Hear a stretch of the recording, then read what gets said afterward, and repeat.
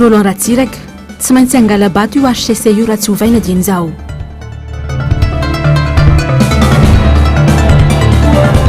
Fakanankiriny any mora rano Crom mbola velona ireo zaza telo mitony fitakiana vola. Tambavao malagasy iraika amby roapolo sy roa amby roapolo martsa izao.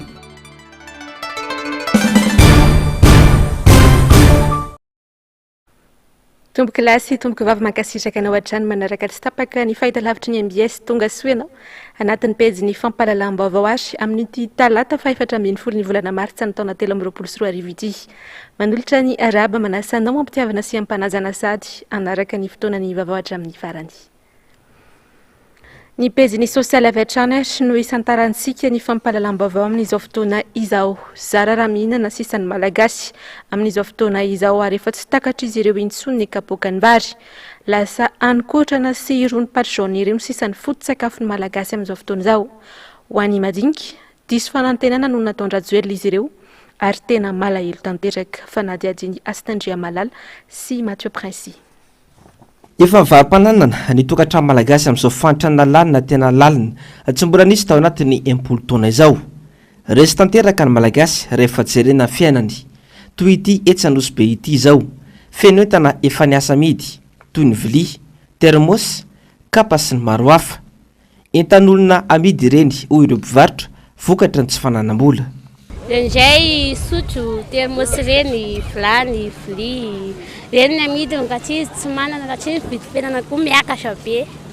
Dia raha tsy mivarotra an'io izy dia tsy mihinana. Indray ary tsy malafo. Efa tsy malafo izao zay dia tsy mihinana. Ilay sosialy mihitsy no tena tsy rarahin'ny mpitondra fanjakana hoy ireo olon-tsotra. Tonga saina izy ireo ary tsapany fa tena itsahan'ny mpitondra atapindohany mihitsy. Patoratsena moa ny voakasika tamin'ilay kabariny Rajoelina tao Mahamasina tao hoe zay tsy manan-kelofana rehetrarehetra aza matahotra sady nanangatsanana mihitsy zoky hoe tsy maintsy ahazy daholo fa milamina fotsiny fa tena miteny mihitsy zany izay vahoaka madinika hoe mba jerevy ihany re tompoko mba matahorana Andriamanitra fa fiainana ne mandalana ary sarin-draim-piko izao tontolo hitantsika izao rehefa tonga amin'ny fahafatesany. Manana foana fa tsy manana ny kely ananany ary mbola alaina.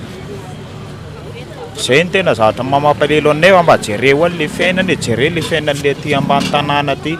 Reheto ihany koa ny tenako dia milaza sy manambara tsy hoe zany ray tompoko dia amelesina anareo mpitondra fanjakana mahefa fa nareo malala sy mahafantatra ny laharam-pameana dia tsiny zava ny priorité sy ny urgence. Amin'izao zany lasa tsy dia mihinana eo amin'ilay vary tsony zao zay amin'izao fa vitavitany mangazangazo eny patipaty eny le vary amin'izao fa miakatra be. Fa hitanay daholo ny ataondreo fitondrandreo rehefa andeha ny resaka fifidianana sy ny fangonam-bahoaka haindry zareo manorina anay ety fa rehefa tena hijery fahatrana tsy hita mihitsy hoe ahoana reto olona reto. Tereniny zava-misy aleo matirampitso izay maty anio. Voatery mitady ny fomba rehetra hitazomanaina sisany akamaroany ny malagasy ka mitady vola amin'ny fomba rehetra ka anisan'izany ny fanaovana taxi bisikileta. Tsondroma mifandraitra zany ny pneu rehefa hoe mijanonjanona sisin-dalana nefa mba manajary le lalana ihany angely taxi bisikileta fa tsy dia hoe municipal embana amin'ny polisy koa indray rehefa ohatra ihany anosipero dia efa ohatra amin'izay dia fiainana nefa ny lalana ratsy tsy vita amin'ny fanjakana mihitsy fampanantenana be da be nefa fampanantenana ohatra mipokaty foana. Sationa ny fiainan'ny malagasy izany. Efa toy izany ny fahorim-bahoaka saingy fizarana kilalao sy ry kantonety tsy mahavita taona aloha no mamaika ny mpitondra mba hisehony fa miasa izy ireo. Eo amin'izay lafim-baovao izay hatrany dia sarotra ny mivelona anaty firenena tsy misy fandriampahalemana ny sosialy mitrosona amin'ny tany toe-karena tsy mety tafarina mpitondra tsy mandray andraikitra amin'ny fiahinany isam-batan'olona ka voatery mitady toeran-kafana firenena hafa mihitsy ny olona iray isitrahan'ny fivelaran'ny fampandrosoana hitombony amin'ny fiainany. Tsy ampy ivelarana sy iainana intsony eto Madagasikara ka mahatonga ny fifindramonina miamahazo vahana raha ny fanehoan-kevitry ny mpahay toe-karena fanadihadiny avitra Solondraibe sy Tahiriny Aina. Tranga fahita amin'ny firenena maro manerina izao tontolo izao ny fifindramonina misy karazana izy io miankina amin'ny zava-misy amin'ilay firenena iray. Ho antsika eto Madagasikara amin'ny ankapobeny dia ny fiainana eto no tsy ahafahan'ny olona iray mivoatra ho tsaratsara kokoa. Zany io zany dia efa phénomène actuel io na any Afrika io na any Amerika io na iza hoe Mexicaine mandeha makany États-Unis mitady ny tsaratsara kokoa ny cubaine mitsoka any satria misy le jadona ny Cuba ohatra na ohatran'izany dia eto Madagasikara tsy mahagaga tsy dia mahagaga loatra satria tsika koa ngenosy dia mety efa mahatsapako le olona hoe mety tsara tadiny zavatra tsaratsara kokoa mety efa fatany koa fa tsy ho velona eto tsony koa izy. Misy fiantraikany amin'ny toe-karena sy fampandrosoana eto amin'ny firenena ny fifindra-monina indrindra ireo olona heverina fa manam-pahaizana kanefa tsy afaka mampivelatra sy migokany tamin'izany fahaizana izany eto an-toerana. Raha ohatra zany olona vitsikely mandeha tsy tokony tsy dia misy fa zany hoe na zany na zany misy ohatrany hoe olona tokony havita zavatra eto Madagasikara fa io zany ny politika no mahatonga an'ilay izy hoe makaty le olona na mandositra ny olona. Manao andiany maro ireo mpifindra-monina tato anatin'ny fotoana vitsivitsy eo ireo mponina avy any Atsimo nosy mananika ny tapany avarotra noho ny ahitany ka miteraka ny kery any an-toerana.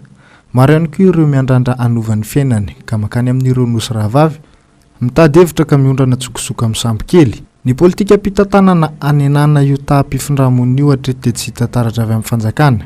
Marary anatin'ny vahoaka ka voatery manao tao foana amin'ny fiainana. Ny vavaon'ny tranga ampiarahamonina kosa indray ary dia toy ny ilay raharaha fakanan-keriny tao Ambohimanarivo mora Ranokramo mbola velona izy telo mianadahy nataony jiolahy takalonaina raha ny nambarany fianakaviany. Ny farany herinandro teo no nitaky ny anafainganana ny fanomezana ny vola ireto farany tamin'ny alalan'ny antso an-Taroby. Nandritra izany tsy noho ny fampiresahan'ny fianakaviana tamin'izy telo mianadahy izay salama tsara saingy ny taraina kosa ny oreraka. Tsy namaritra ny vola takiny intsony ny pakan-keriny ny sabotsy teo fa fitakiana fanafainganana ny hanomezana ny vola no nataony. Tsy mbola nahitamba-olana hatreto ny fandefasana miaramila anjatony any an-toerana. Tsy hita ihany koa ny vokatry ny fitorohana nataona raim-pianakaviana ireny laza fa olona akaikina sy olombavam-bahoaka IRD no ambadiky ny fakanan-keriny any an-toerana. Olana ara-pitantanana efa niotrika no nahatonga ny malagasy miaina anaty fidangany vidim-piainana toy izao hoy ny nambaran'ny mpahay toe-karena Hugues Radjanson rehefa nanontaniana mahakasika indrindra ilay inflation à 2 chiffres. Miteraka olana eo amin'ny sehatra maro anefa izany raha tsy andraisana fepetra faran'izay aingana. Avitra solondray be sy tahiriny aina. Manambana ny fiakaran'ny vidim-piainana mivaivay eto Madagasikara. Mihitsika avokoa ny vokatra noho ny ara-tsin-dalana. Maivana ny fanoranareo entana ahafahana mahamaro toerana ny vola ariary. Tsy misy fidina ny vidin'ny solika, eo koa ny krizy maro samihafa sedraneran'izao tontolo izao ka antony manome vahana io fiakarana io. Manjavozavo ny politika anarenana io fiakarana mihoatra ny 100% io eto amintsika. Tsy mahagaga raha mihoatra ny 100% zany le inflation satria efa ela be ihany le izy. Raha ny tena marina zany tsy dia tena inflation loatra izy fa resaka hausse des prix. Satria ny inflation zany ny tendance zany hoe amin'ny fotoana ela be no hijerena azy ohatrany hoe 5 taona 10 taona 20 taona fa misy fiatraika ny goavana amin'ny sosialy io fiakarana io raha tsy voajery aingana. Krizy zany tsy fantatro sy faharetana aloha fa tadio fa hieraky ny tanàna zao vakina karatra fotsiny zany ny resako tsy miresaka ny toerana rehetra fa ny havana rehetra izay mipetraka any sy mamboly any mitaraina daholo zany fa tsisy matory hatrano fa miambina an'le tsaramaso kely, miambina an'le katsaka kely, miambina an'le vary tanety. Zany ny olona zany zao tsy matory mihitsy dia zany zavatra any zany fa fendohan'ny zavatra tsy dia mety loatra zany amin'ny fiainam-bahoaka. Fanapakevitry ny mpitondra ihany no lalatokana anarenina ny toe-karena eto amintsika. Hita taratra fa efa mifofovolo ny tatsasy ireo mpisehatra amin'ny vokatra azo ahondrana eto amintsika kanefa ny fanjakana tsy maneho fahavononany anampy tosika lavitrezaka fa zavatra natehitra fotsiny ihany. Azantsika hatreo ary ny business social sy ny toe-karena fa ny 5.7 isanjaton'ny mpifidy no vinavinaina noratra anarana anaty lesy-pifidianana no efa nahavita izany eo amin'ny fokotany Ambodivonikely Ambohimanarina. Misy ny fomba fiasa napetraky ny fokotany ahafahany mbola tsy nahavita nanoratra ny anarany mba hanao izany. Mbola manana 2 volana eo izay mbola tsy tafiditra anaty lesy-pifidianana ahafahana misoratra anarana eny anivon'ny fokotany. Onjalalaina Ranaivo Manana sy Manorandre Malala. Tafiditra ao anatin'ny fandraisana anjara amin'ny fiainam-pirenena ny fandehanana maneho ny safidy amin'ny alalan'ny fifidianana. Zosy adidin'ny olom-pirenena feno 12 taona miakatra izany. Tsy afaka handray anjara amin'ny fifidianana mihitsy nefa ny olona iray raha tsy voasoratra anaty lisy-pifidianana ny anarany. tsy tokony atao ambany-javatra araka izany ny fandratana anarana anaty lisam-pifidianana sy ny fanaraha-maso ny lisitra mpifidy eny anivon'ny fokotany. Tonga aty amin'ny fokotany dia nanentana ny fokotany hoe manoratra anaty lisitra fifidianana mba hifidy aoriana kely eo. Dia izay nahatonga na hisoratra anarana aty amin'ny fokotany. Vao vita vao haingana ny kara-panondro dia izay vao nanoratra anarana. Tena zava-dehibe tokoa ny fisoratana anarana ao anatin'ny lisam-pifidianana. Ny antony io no fotoana anankiray anehoanao ny maha-olom-pirenenanao sy ny safidinao eo amin'ny tantaran'ny firenena. Dia izany koa no hanetananay ho antsika ho an'ny mponina rehetrarehetra izay feno taona misitraka ny kara-panondrom-pirenena mba hiverifie ny lisam-pifidianana eny amin'ny fokotany izay miandraikitra azy. 2 mahery ireo mpifidy ao anatin'ity fokotany ity ka 5 isan-jaton' ireo no nisoratra anarana anaty lisam-pifidianana. Misy kosa ny lamina napetraka ny fokotany andrisihana ireo mbola tsy nanoratra ny anarany. Manao fanentanana izay amin'ny alalan'ny izay tsy namana-tambazotra anaty FB dia manao fanentanana izay anatin'ny Facebook manetraka izay fanentanana mandeha teti-trano dia isaky ny misy makaty izany dia manontany foana izay ho an'ilay vita kara-panondro sy rehetrarehetra ireny. Dia sabotsy lahady izay manao tamotamo aloha izay ny zoma dia miandry izay sabotsy lahady amin'ilay fanoratra anarana. Hatreto aloha izany tsotrany tsy dia manana problème firy izay amin'izay fa ny antony angambany mety hoe misy kamo fotsiny izao satria tsy haiko sasa mieritreritra tsy nefa voasoratra ty ilay anarana nefa ty asa atao ty tena efa navaozana amin'ny vaovao mihitsy ilay fisoratana anarana dia sasa mieritreritra fotsiny nefa voasoratra fa jereo any izay zany sasasasa teo efa presque milamina ilay izy. Ankoatra ireo tsy tratrany an-tranony dia misy ny olona tsy marisika mihitsy hisoratra anarana anaty lisam-pifidianana. Antony maro ny mahatonga tsy faharisiany io, anisan'izany tsy fahatokisana ireo rafitra mikirakira ny fifidianana. Eo amin'izay lafim-baovao izay hatrany dia mbola manana hatramin'ny faraiky amin'ny 30 volana May ho avy izao ny olom-pirenena tsirairay avy izay tsy mbola navita ny fisoratana anarana anaty lisam-pifidianana nanao izany eny anivon'ny fokotany. Mpifidy manodidina ny 10 tapitrisa hatreto no efa voasoratra anarana anaty lisam-pifidianana raha ny antontanisana avoaka ny CENI. Nanatanteraka fidinana ifotony teny amin'ny fokotany ambody vonikely Ambohimanarina ny CENI androany ny anara-maso ny fisotry ny fisoratana anarana eny anivon'ny fokotany. Onjalalaina Ranaivomanana sy Manorandriamalala hatrany. Nanao fidinana ifotony teny amin'ny fokotany ambody vonikely Ambohimanarina ny vaomera mahaleo tena misana ny fifidianana na ny CENI androany. Antony izany ny fanaraha-maso ny fizotry ny fanoratana anarany mpifidy ao anatin'ny lisam-pifidianana. Fokotany maromaro eto Antananarivo no hanaovana ity fidinana ifotony ity. Hatreto, mpifidy manodidina 10 tapitrisa no efa voasoratra anarana anaty lisam-pifidianana, mitohy hatrany ny fanentanana ireo mbola tsy nanao izay fisoratana anarana izay. Tokony samy mandray anjara amin'izay fanentanana izay avokoa ny olom-pirenena rehetra tsy hakanavaka, hoy filohan'ny CENI. Mila tohizina ihany koa ny ezaka ataony antoko politika sasany izay efa manao ity fanentanana ny olom-pirenena hisoratra anarana anaty lisam-pifidianana ity. Isy ny fitsiriana araka azy mirindra nireo antontanisa izay nanaovana an'izao fanavaozana tanteraka ny lisitry ny mpifidy izao izay iarahana amin'ny Organisation Internationale de la Francophonie na ny OIF. Izany hoe atoato manomboka amin'ny 20 volana marsa aty zareo zany no tonga eto amintsika ka ho fantatry atsika mialohan'ny 27 volana marsa aty ny vokatry n'izany fisiterihana araka azy mirindra izany.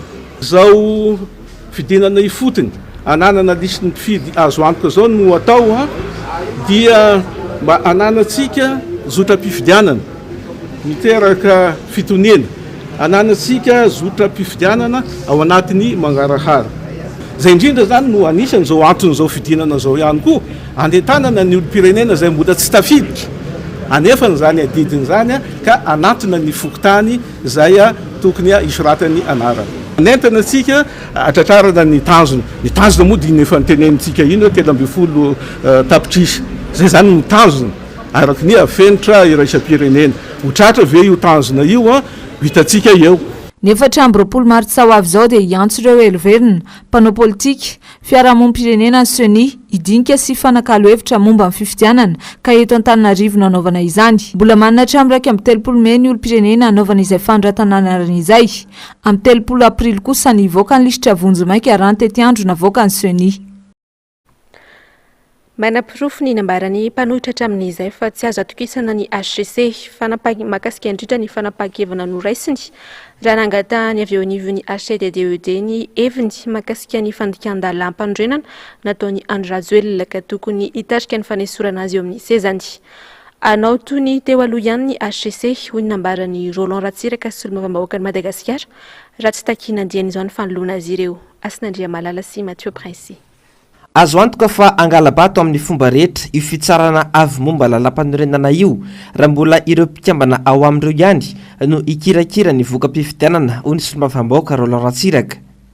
Efa hitapoko hitam-pirenena hoy izy fa tokony esory ny HCC tamin'ny toerany ny filoham-pirenena noho ny fanitsakitsahana lalam-panorenana nataony tamin'ny raharaha fitsopaha-pitokisana iny kanefa mbola arova ny HCC ihany. Amin'ny fifidianana ho avy io dia ho taitritsika menakava raha sanatriny vava hoe io marina fa tsy hitsara ny fifidianana amin'ny tokony izy fa irona amin'ny fiarovana ny fitondrana. Ary eto dia manentana ny mpanao politika na ny solombavam-bahoaka rehetra tsy akanavaka anatin'izany solombavam-bahoaka momba amin'ny fitondrana fa mety honareo koa voadonan'io HCC io satria tsy voatery hoe candidat-mpanjakana nareo amin'izay fotoana izay efa milatsaka solombavam-bahoaka. Ka manentana antsika rehetra zany manentana ny mpanao politika manentana ny vahoaka malagasy ny association des droits de l'homme sy ny sisa indrindrandrindra ny fianakaviam-be iraisam-pirenena ny defasana taratasy mba hijoro tsika menakavy amin'ny fangatahana ny fanovana ny HCC satria tsy maintsy angalabato io raha zao ny fandehany ary tsy maintsy hitongilana io raha zao ny mitohy. Efa maro izay fanitsakitsahana lalam-panorenana ataony HCC izay hoy hatrany fanazavany. Ny lalam-panorenana tsy ajainy, ao ohatra le hoe lehiben'ny mpanohitra tsy ajainy HCC, ao ohatra hoe gouverneur tsy anatin'ny texte, tsy anatin'ny lalam-panorenana dia maninona misy gouverneur. BDP zany ny zavatra tsy ajainy HCC ankehitriny ka tsy maintsy mijoro tsika menakavy toko place tovavy fa zontsika manana mpitsara miaro ny demokrasia, miaro ny tanitandalana, zon'olombelona. Efa ela ny mpanohitra indrindra ny antoko-tim no nitaky ny andravana ny HCC sy ny SENI ary tokony erisona ny fifampiresahana eo amin'ny ankolafikely rehetra eto Madagasikara ahafahana mahazo fifidianana madio sy akeny rehetra. Hatreto nefa ny mpitondra mbola mitady ny fomba rehetra ifikirana mafy dia mafy ny sezan'izy ireo ka mampiasa ny SENI sy ny HCC ho fitaovana politika eo ampelantanany. Ny peziny raharaham-pirenena sy ny politika izay hatrany dia tsy afabela amin'ny vahony Frantsay mihitsy Madagasikara raha mbola ny olony Frantsay sy manaiky-baikoan'izy ireo no hipetraka ao filoham-pirenena. Manam-pirofo izany ny zava-misy ankehitriny tsy afa-miantsika Rajoelina satria dia olon'izy ireo hoy ny nambarany Antokotrikafo androany. Manamafy izany vahoy izany ihany koa ny fanendrena ny olona akaiky ny Rajoelina izay hita fa mitondra ny zom-pirenena Frantsay hoy hatrany ny sekretera jeneraly ny Tiatoko ity raha niresaka tamin'ny mpanao gazety androany. Asinandria Malala sy Mathieu Prince hatrany. Ho avy eto Madagasikara ny ministra ny raharaham-bahiny Frantsay. Olony Frantsay avokoa ny olona akaiky ny Andry Rajoelina, indrindra ireo olona voavy notendrena hoy na Tokotrikafo. Maro tokoa mantsy ireo olona akaiky ny filoham-pirenena ankehitriny no tsy mahay akory na dia teny gasy ofisialy aza ary na filoha aza dia efa namoahany la gazette de la Grande Île lahatsoratra fa mizaka zom-pirenena Frantsay. Izany rehetra izany no mitranga volana vitsy mialoha ny fifidianana ho filohan'ny Repoblika ka heveriny Antokotrikafo fa tsy tonga ho azy izany. Tany amin'ny raharaha 7 sy ny karazan'ireny zany angamba tsy hoe tsy valaparana intsony fa efa fantatra hoe misy diatanana la Frantsa ange natafapetraka ny mpitondra ankehitriny tamin'ny fitantanana ny tetezamita tamin'izany fotoana izany. Amin'izao fotoana izao matoa lafiny anankiray fotsiny resahako matoa miembotra amin'ny fitakiana ny resaka nosy malagasy ny mpitondra fanjakana amin'izao fotoana izao na dia nidedaka raha tany am-boalohany vonona hiady ho an'ireo azo antoka zany fa ny tombontsoan'ny la Frantsa no tsy ahafahany mihetsika sy ny fifamatorany amin'ny la Frantsa no tsy ahafahany mihetsika amin'ny lafin-javatra maro satria nisy angefa mpanantenana hoe tamin'ny 4 ny volana janoary taona 2024 tokony mbeverina tamintsika ireo matoa tsy niverina matoa tsy nisy ny fitondrana fanazavana dia misy antony zay ary ny farany tiako resahana dia ny hoe miverina aho tamin'ny fanendrena ny mpikamba ny gouvernement tavaovao teo fantatra ny hoe misy amin'ireo efa nresaka ny lehibe ny diplomatie malagasy aho teo misy ihany koa ny hafa ao anatin'izy ohatra ny fanalana ny ministre ny fiarovam-pirenena Richard Rakotoneriny généraly fantatra nge zany fa pression avy any amin'ny la Frantsa avokoa dikan'izay zany zay no mamaritra hoe mahaolony la Frantsa ny mpitondra ankehitriny aloha zay tsy adikevitra fa zavatra tena mbola mipetraka zay na dia miezaka isabaka ary lay mpitondra fanjakana eo amin'le lafiny diplomatie ka ny diplomatie io tsy resaka grand écart io fa mila position mazava tsara io ary ny amaranako azy dia ny hoe matoa miova ny mpitondra fanjakana ankehitriny lasa nanameloka ny Russie indray amin'ny zavatra misy any Russie sy Ukraine io dia fantatritsika fa mbola ny pression tandrefany indrindrandrindra fa ny Frantsay ihany zany. Atreto ny fiadidinan'ny repoblika na ny filoham-pirenena tenany na mpitondra teny ny gouvernemanta dia tsy mbola nisy nandiso io vaovao navoaka la Gazette de la Grande Île io izay laza fa mizaka zoam-pirenena frantsay Andry Rajoelina ka tsy tokony hipetraka akory eo amin'ny fitondrana any Madagasikara. Tahaka ny mahazatra dia niresaka mikasika ny politika no noresahany fandaharana miara-manonja tamin'ity androany ity. Isan'izany ny mikasika ny an-trano an-trano tamin'ny nanendrena ny mpikamba ny fitsarana avy momba lalam-pandrenana. Toy izao indrindra ary ny famitinana ny fandaharana tamin'ity androany ity eo amin'ny rindran'ny sary ny Toky Ramarla. Sarotra ny atokisana ny valin'ny fifidianana eto amintsika raha mijanona amin'izao ny mpikamba ny fitsarana avy momba lalam-pandrenana.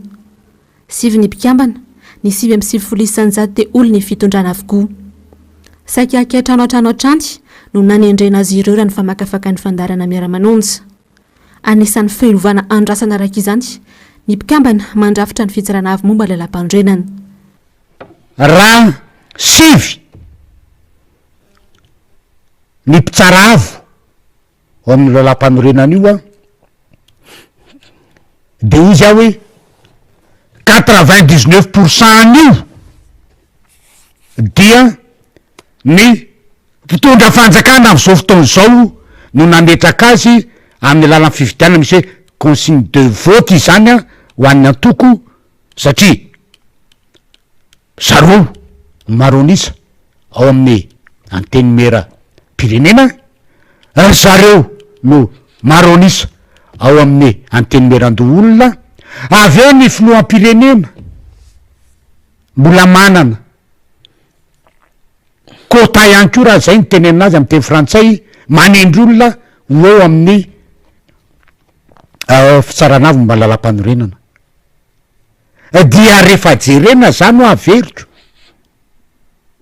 de ty fitsaranavy mba ny lalam-panorenana ty dia tsisy inona azo antenaina amin'io satria 99% io dia olony antoko TGV dafolo mpanohana ny fitondrana amin'izao mpanohana ny plateforme IRD amin'izao fotoana izao ary ao anatin'izy menakavy kitranotrano ao anatin'io haute-cour constitutionnel io raha tsy teny afa-tsy ny olona anankiray fotsiny aizany misy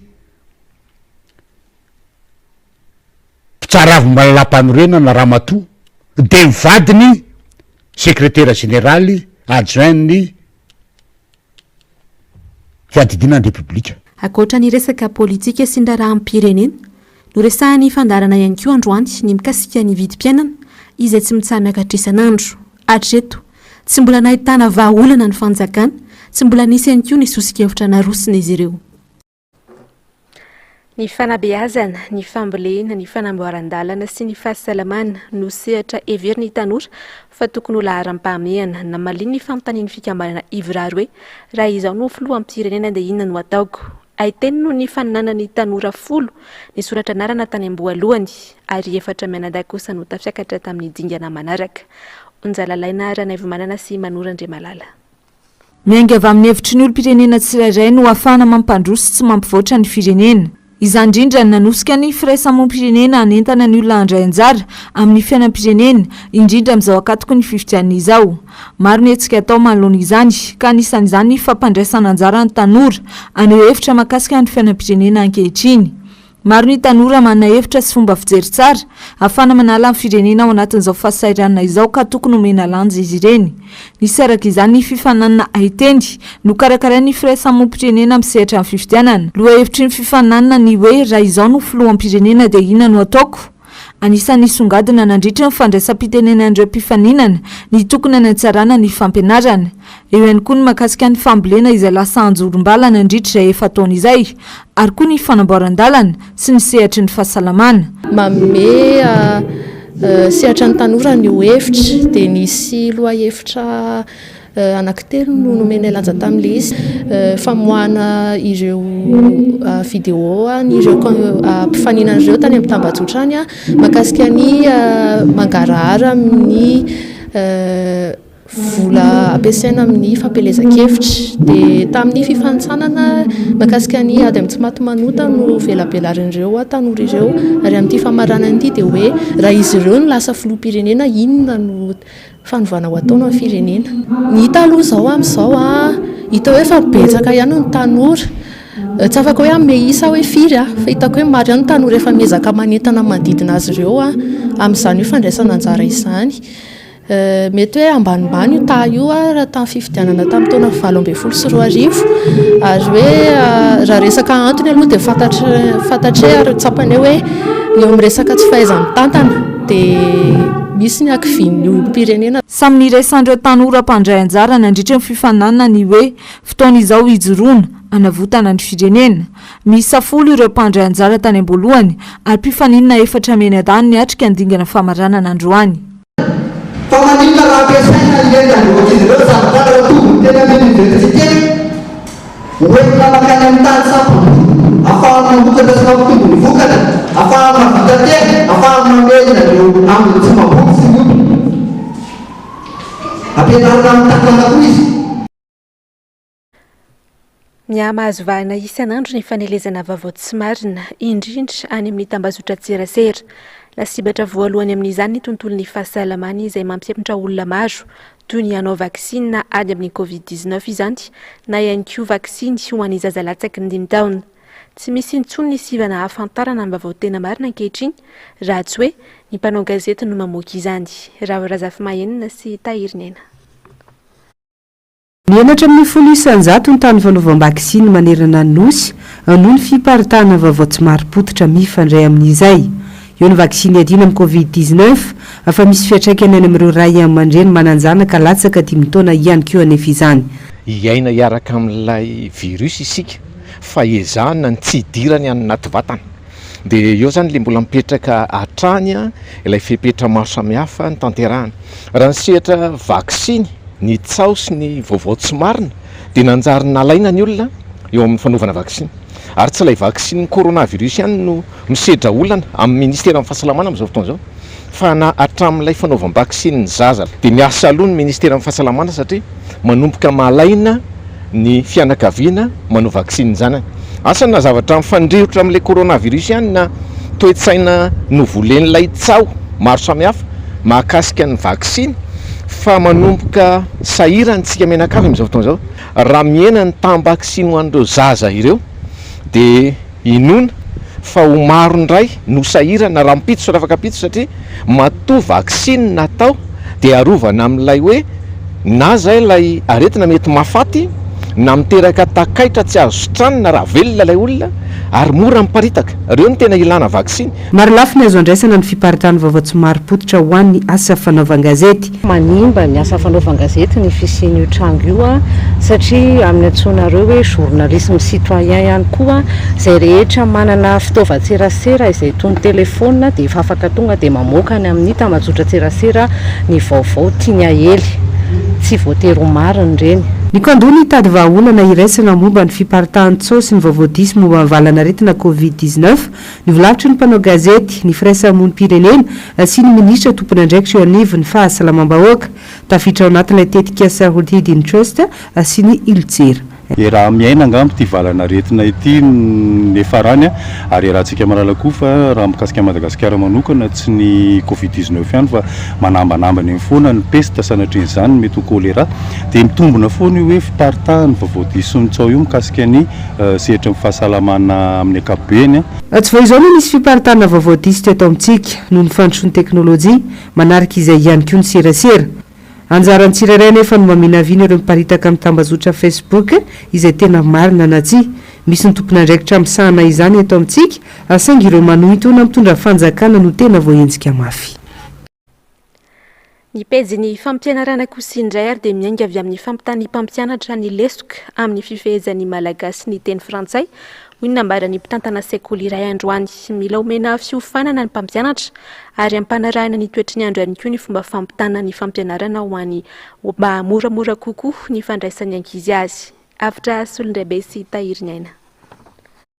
Latsaka ambany ny fahafehezan'ny zaza malagasy ny teny frantsay avy any amin'ny kilasy fototra no hita ilesiko ary indrindra ho an'ireo any ambanivohitra. Lesoka tazana ny tsy fahafehezan'ny mpampianatra io teny io amin'ny fampitana ny fahaizana ka zary mifangaro ny teny anaovana izany.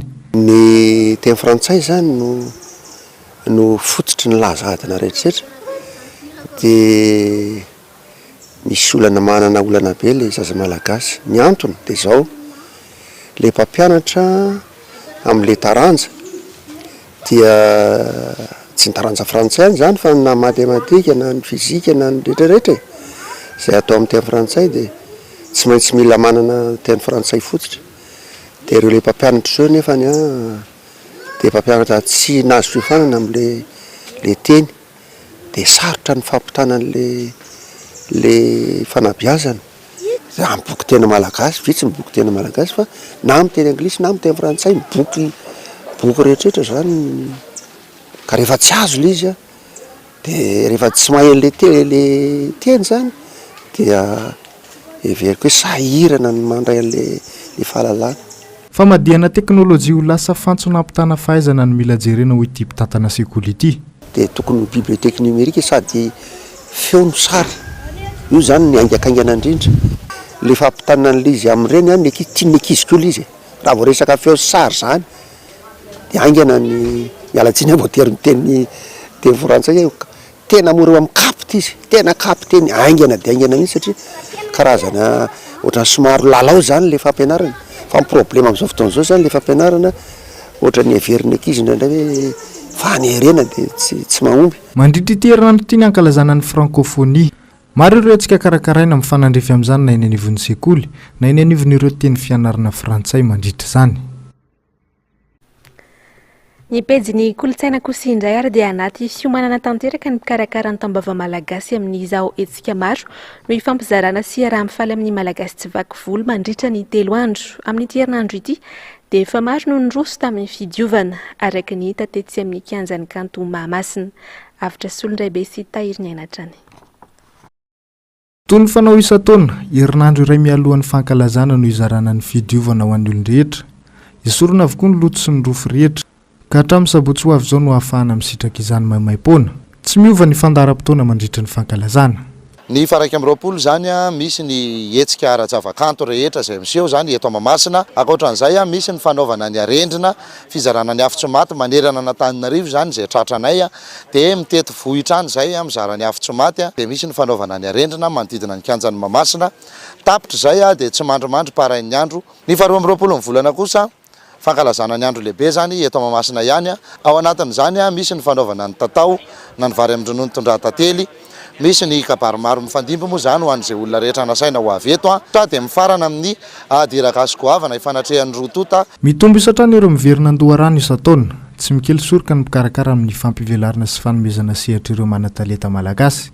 Tomban-dalana tahaka ny dian'andriana ary mivelatra foana ny ambaindainy miezakitsika manabe vo ny malagasy rehetra mitodika amin'ny hasina maizy azy miverina mahalala ny fombany sy ny fanaony ka raha oharina amin'ny tamin'ny herintaona zany ankoatrany hoe olona mitombo zany dia ny hetsika ara-javakanto ihany koa dia manana ny taom-baovao niaraka ny fahitany ihany koa ny malagasy ka rehefa mitsidika ny tsinam-bolana amin'ny alamady no anatanterahana azy. Loha hevitra voizina ao anatin'izao fankalazana izao ny hoe feno asina tsy tery lalana. manana ny lanjany amin'ny fanabeazana tanora manerana izao tontolo izao ny skoto sehatra maro no ivelarany eo amin'ny fiarahamonina zava-dehibe amin'izao vanim-potoana izao ny tontolo iainana ka nanatanterahany faritany Analamanga-Varatra etsika fambolekazo ny farany herinandro teo fanampanazavana. Seham-panabeazana iray noforoany General Anglisy antsoina hoe Robert Stephenson Smith Baden-Powell ny skoto tamin'ny taona 7 fikambanana iray misandrahaka eran-tany mitaiza zaza lahy sy zazavavy ho tonga olombanina ary andro ny fianakaviana. Ho an'ireo miankina amin'ny fiangonana dia tanjona lehibe ny ahatongavan'ireo mpikambana ho vavolombelon'i Jesoa Kristy. Manaraka seham-panabeazana isaka ny sokajy taona misy azy avy ho an'ny sokajy lehilahy sy vehivavy ho an'ny sampatiana ny sampana mpanazava stily. Mivoatra manaraka ny toetry ny andro ny drafi-panabeazana, mifototra amin'ny fiainana kalamanjana na ny fiainana an-tsaha. Ho an'ny faritra Analamanga-Varatra, nisy ny etsika fambolekazo ny farany herinandro teo. Entina natanterahana ny lalàna fahaenina iainan'ny mpikambana tsirairay avy momba ny tontolo iainana. 500 ny mpikambana no nanatsatoka zanak'azo 50 teny Ambohita Avaratrano. Anatin'izany ilay hoe objectif du développement durable izay mitondra fiantraikany eo amin'ny fiarahamonina mba azon'ny fiarahamonina ny tontolo mahafinaritra iainana. No tanterahina omaly ny fankalazana ny andro ny skoto aty Afrika izay natao tao Kenya. Io fankalazana io dia nanomboka ny taona 577. Nandritra ny fivoriam-be ara-potoana ny fiombonam-be Afrikanina.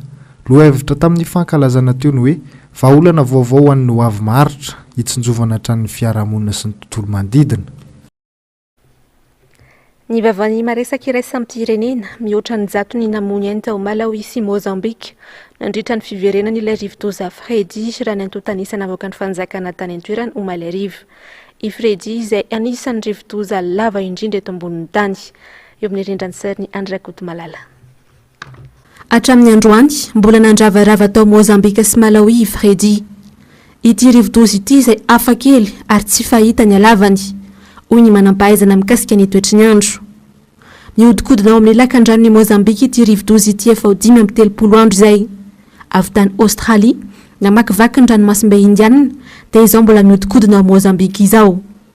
Anisan'ny lasebatra tanteraka i Malawi sy Mozambique. Tsy latsaky ny 7 ny namony ainy ary 10 no naratra. Efa avy namakivaky an'i Madagasikara ihany koa ity rivodoza ity izay nahafatesana olona 10. Tao Malawi ohatra olona mahery ny arivo sy iray alina ny voaterina findratoerana. Ny aliny alahady ifoa alatsinainy teo nandravarava tao amin'ireo firenena roa ireo i Fredy natanjaka be ny rivotra nentiny niakatra ny rano.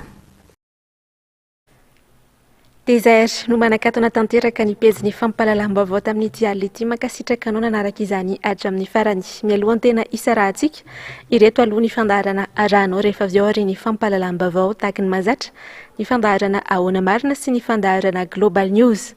Aorian'izay kosa no anarahantsika ny horonan-tsary mitondra ny lohateny hoe Hard Rush. Ny tena kosa ametraka ny veloma mandrapitafa ho amin'ny rampitsindray tompoko.